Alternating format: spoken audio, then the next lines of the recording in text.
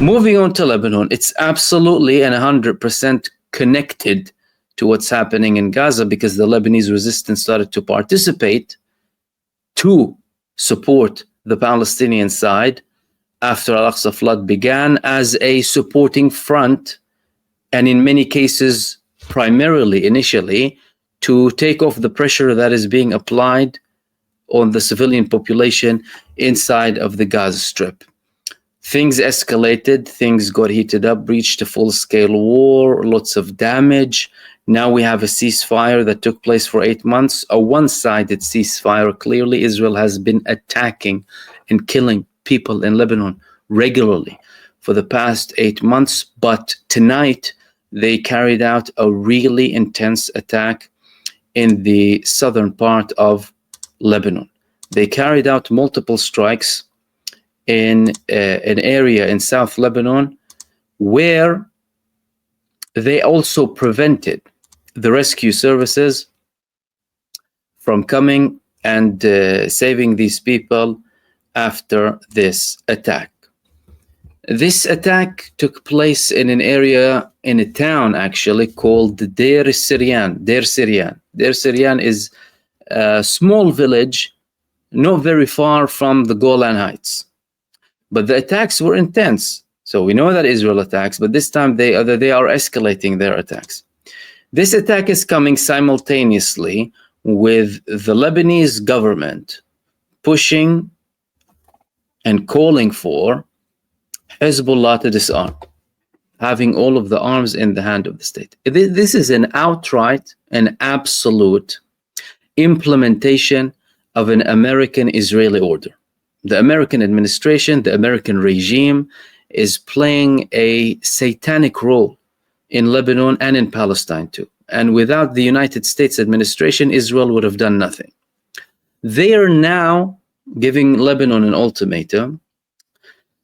You have 1 month to do that, and the dead end, the final day should be the final day of 2025. So Hezbollah need to be disarmed by 2025. The Lebanese president, Nawaf Salam, is pushing for that, but they're being met with a fierce resistance coming from the Lebanese resistance.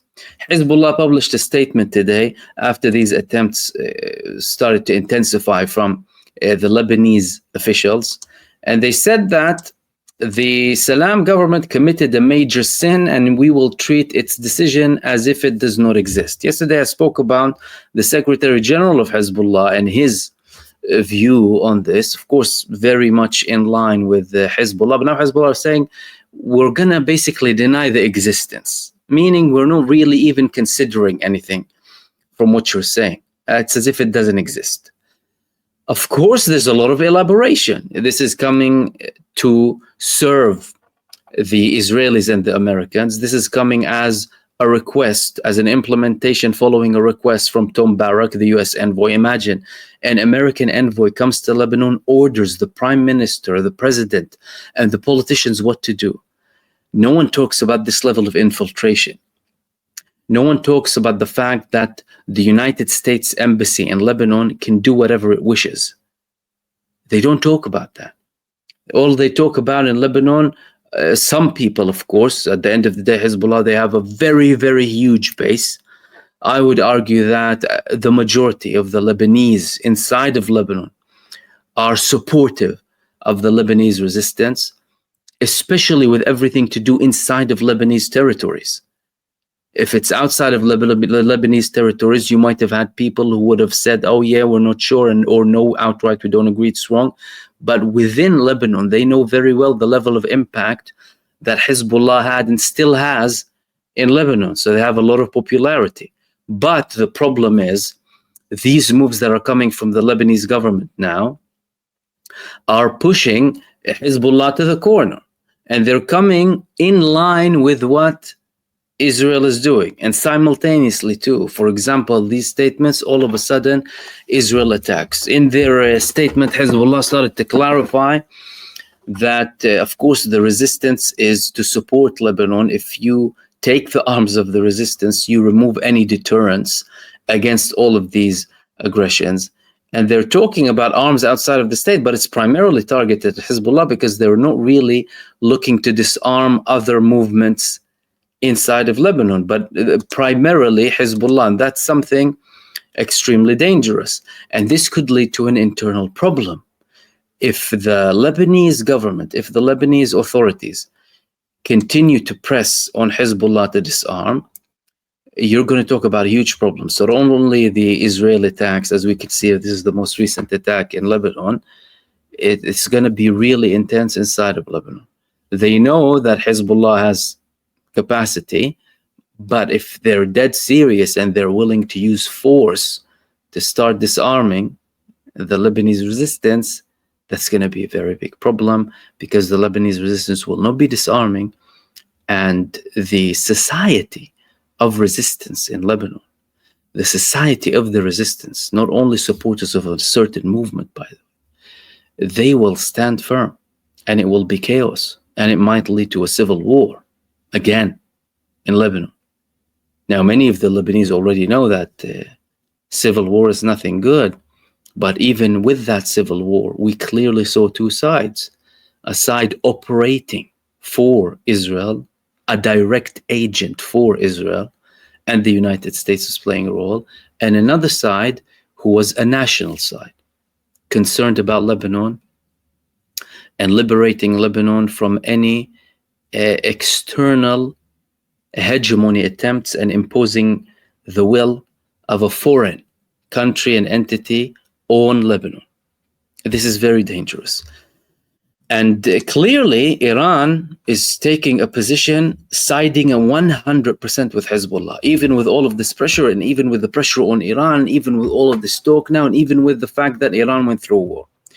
And there were a couple of statements from the Iranian foreign minister, Abbas Araghchi.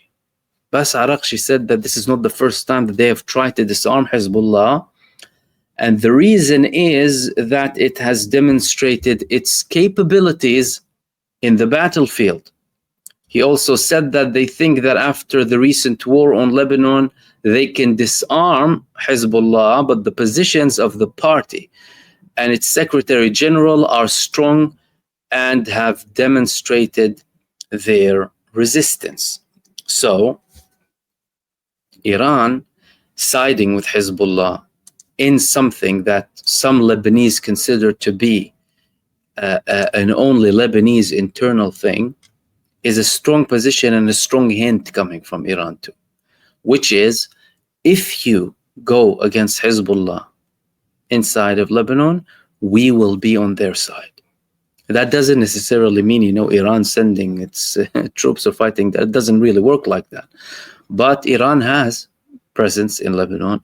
Iran supports the resistance, and Iran will use all of its weight to support them. Hezbollah, from an Iranian perspective, is a very important movement, because Hezbollah belonged to Iran spiritually. Like, the spiritual leader of Hezbollah is the spiritual leader of Iran. We're not just talking about a movement with and they clarify that. Hezbollah themselves, they know that very well. Iran wouldn't be silent. At the end of the day, the Iranian response against Israel, they declared that it was a retaliation against the assassinations of the leader of Hamas, the political bureau leader of Hamas, the Secretary General of Hezbollah, and also the Iranian official who was killed, and the innocent children in Gaza. A combination of all of that. That was in True Promise 2. And now Iran is also preparing for the next round with Israel. We had multiple statements coming from Iranian officials saying that next time will be something that you haven't seen before. There's good reason to believe the Iranian statements, because they acted on their statements. When Iran said we will respond, they responded. There was a delay, there was a gap, there was patience, there was whatever you want to call it. And when they did, the whole world saw it. And no one would deny it, apart from someone who has something against Iran or is trying to cover up his own shameful position, or for any other reasons. It was clear as daylight the level of impact they had, and also the fact that Israel and the United States together failed to achieve any of their objectives against Iran or impose their will against Iran. And now one of the things that Iran is doing to put itself in a stronger position in the next round with Israel is establish something called the National Defense Council.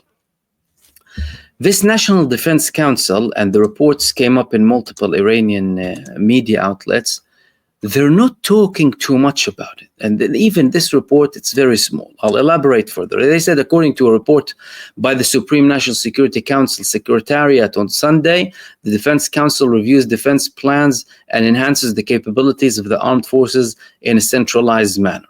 The council is chaired by the president and consists of the heads of the armed forces, commanders of the armed forces, and some related ministries. Why? Because they're not really clarifying that much. Iran has a national army, the Iranian National Army, and Iran has the IRGC, which is the Iranian Revolutionary Guards. Both of them are armies within the state. Both of them have very strong capabilities.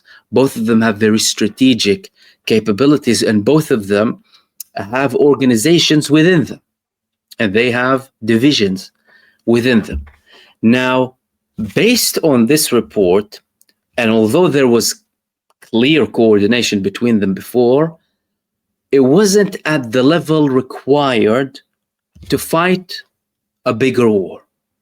And now they're establishing this defense council to further merge or have an operations room that is even better than the one that they had before, because they had joint operations rooms and they had statements together. They were working and coordinating perfectly, but to intensify that and to make it even better and bulletproof in front of any future aggression that could be much bigger than what happened so far, they established this National Defense Council. What does that say? Well, they're clearly preparing. All of the talk that's coming from Israel against Iran and a potential new attack against Iran are serious reports. They're no joke. From an Israeli perspective, they know very well that they haven't achieved their objectives in the war. They know that Iran still has the missile capabilities, the nuclear technology, the enriched uranium, and they still have defensive capabilities. And from an Iranian perspective, they need to prepare for that day. Israel is already preparing, but Iran is also preparing too. And they're saying that if any attack happens against Iran, multiple figures in Iran and the Iranian army, it will be even more intense than before. So clearly, we have a tense situation at the moment, especially with the likelihood of Benjamin Netanyahu declaring an expansion to a full occupation of the Gaza Strip tomorrow. This escalation with Lebanon, the mouthpieces of the United States and Israel in Lebanon, applying pressure on the Lebanese resistance simultaneously with Israeli attacks in Lebanon, the Iranian side showing a clear position, standing with the Lebanese resistance. All of that is quite tense, and the days ahead will show if, especially after the vote tomorrow, if things are headed towards more escalation or a slight de-escalation after the announcement that's expected tomorrow after the cabinet meeting in Israel in relation to the operation inside of the Gaza Strip.